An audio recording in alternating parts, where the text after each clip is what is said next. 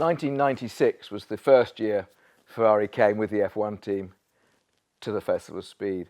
Eddie Irvine was the driver, and of course it was a fantastic moment for all of us when Luca de Montezemolo said the team could come and would come, and they were absolutely enthusiastic to support it in the best way they possibly could. And I remember Charles's excitement. He actually telephoned me, which he rarely did, to say, Dale, we've just got the go-ahead from Luca de Montezemolo, you know, and Ferrari are coming. Oh, wow, you know, big deal. And then the morning they turned up, was just had to pinch yourself, you know. Ferrari sent their test team with the car, and the guys came over really thinking, well, this is a complete piece of cake, because essentially, you know, they didn't have any work to do. All they had to do was to put fuel in here, oil in there, water in there, and put a starter up the thing's tail. You know, the driver would go like that, the engine would start, and 1 mile up the hill, finito, wonderful. And they were in brilliant form, and they were picking up children from the crowd and popping them in the car, and just making it a great, great experience for everybody. So ever since then, Ferrari come every year. Many of the team are the same guys come, and it's been wonderful to have them so closely and emotionally caught up with it all.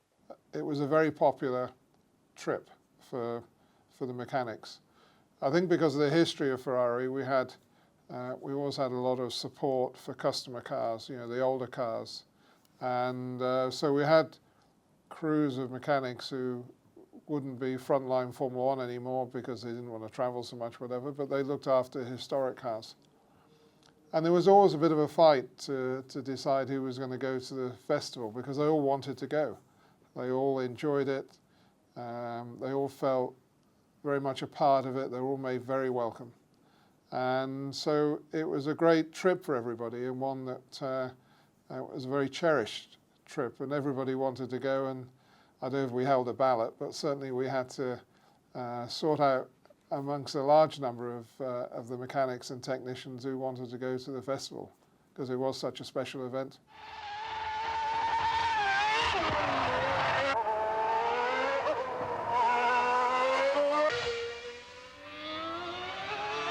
And on the morning of the event, I think after the Saturday night, nowhere to be seen. They'd vanished.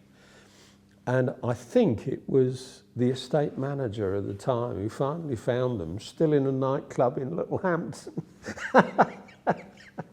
where they'd gone after the party. And that was just brilliant, just wonderful. And there was just something so Italian about it. Eddie came in the 95 car, the wonderful 412T, the 12-cylinder. Wonderful, wonderful thing. They're having trouble, I think, then with drive shafts breaking. So Eddie, of course, revved the thing up to like 14,000, dropped the clutch on Sunday morning and broke the drive shaft straight away. So I think everyone was pretty upset about that. But looking back on it, hey, it was just, I guess it was just one of those things. It was great to have Eddie here. He was in blinding form. But really, it was the ultimate seal of approval. And we really thought then that, you know, hey, you know, we're established. This is it, we're up and running. I mean, it's sensational every year. I mean, you go in there, and you know,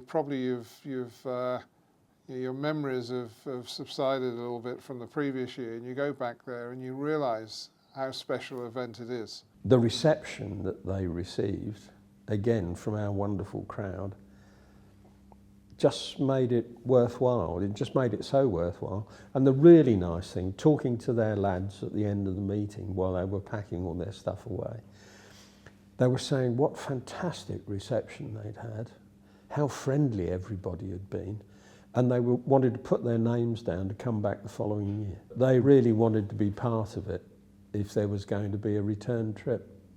And there was, again and again and again.